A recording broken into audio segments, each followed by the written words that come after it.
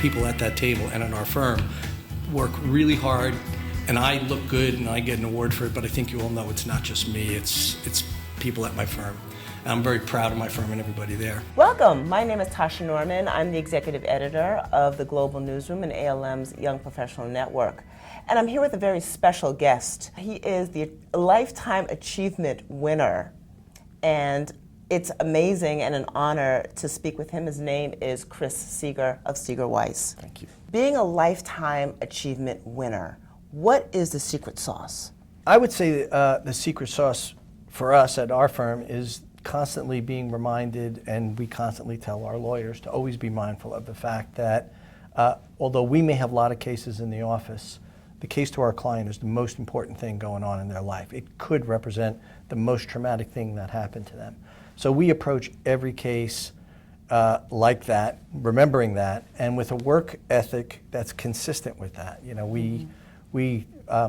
I would say this, not just about me, about everybody in my firm. You know, I'm sure we all go to bed at night making sure we did everything we were supposed to do and wake up ready to pick up where we left off. So that would be the secret That's sauce. the secret sauce. Yeah. So you dream of this at night. I So do. this is what keeps you up I at do. night. It's pretty messed up. Right? But you know, I guess it's a lifetime of work, so Yeah. I'm sure this Yeah. is what you've been honing in on and Yeah. really working on throughout your Yeah. career. Yeah, And I'm very lucky. Yeah. So Chris, how important is talent recruitment at your firm? So for us, it's very important.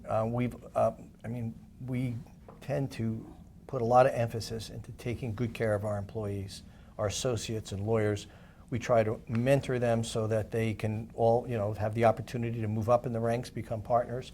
And I came from a big firm, and I feel like I learned, even though wasn't ideologically where I wanted to be, I learned very good practice mechanics, and partners that came from Fried Frank and the U.S. Attorney's Office. So we put a big emphasis on academic ability, which gets you through the door, but we also want people that bring a common sense approach and a good work ethic. So recruitment is very important to us. We feel like a lot of the results we've been able to achieve is because we have terrific people. So regarding recruitment, and you have young lawyers coming in, what advice would you give to them in terms of them rising up the ranks and succeeding? What we tell them very candidly is that you got to work hard, but we also I give them an example of how our firm really got started.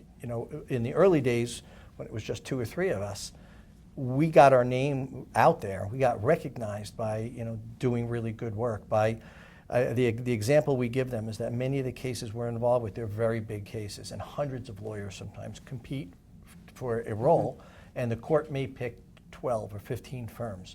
So the case starts out really big, but what happens in every case is that it winds up being 2, 3, maybe 4 firms that wind up shouldering most of the work and really doing the meaningful work in the case for a lot of reasons, because they're good, they learn the case, they're putting the time in, they haven't moved on to other projects.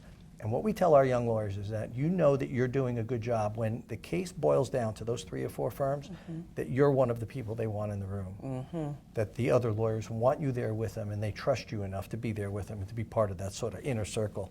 And that's kind of a test that we give them. That's what we tell them to motivate them. Yeah. What trends do you see happening and bubbling up in the profession? There are new legal theories that are being taken from like the environmental world and being used in other litigations, like a nuisance theory, which is what we used in the opioid litigation against manufacturers and distributors of opioids that flooded these small communities that would have 10,000 people, yet they would ship enough pills for 500,000 people. Wow. I mean, they just weren't tracking them or being careful.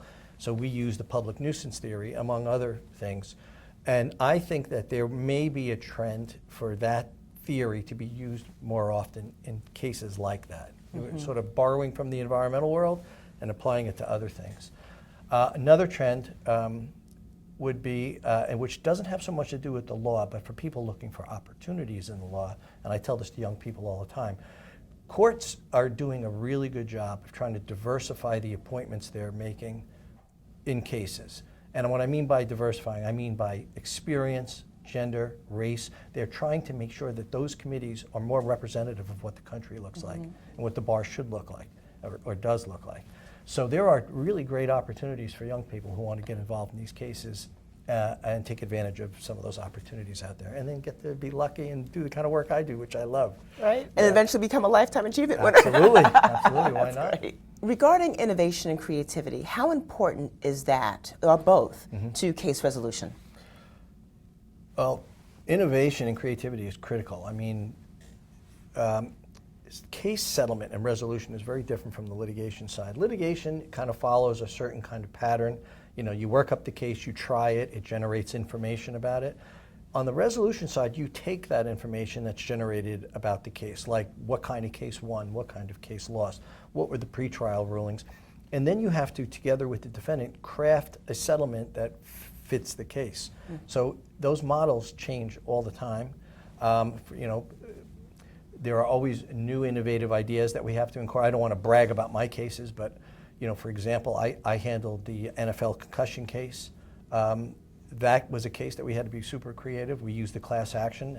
Folks hadn't used the class action in many years to try to settle a personal injury case, but we took a shot at it and we were successful. We built into that program really important things that were very protective of NFL players to make sure that they got their compensation. In another case involving a drug called Zyprexa, that was one of the first cases where we ever, on a global basis, put together a lien resolution program so that our clients, when their money was put in a pot, we could go settle up on their liens with the government. They didn't have to worry about them, and we can get checks and their money out the door to them more quickly.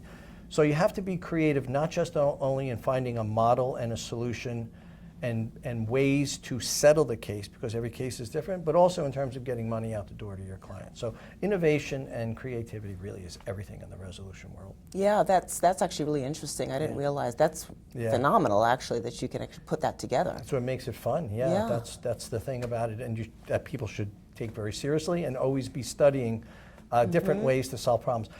You know, when you're dealing with big cases like some of the ones I handle, which might involve, you know, the NFL or Volkswagen or Merck in the Vioxx litigation, these are really big workouts. You're trying to find a solution to a really big problem, not just for your clients who've been injured, but for the company who needs to pay a lot of money to get out of this mess. Right. So, yeah, it's a very exciting thing to be involved with. Yeah. That's fantastic. Yeah.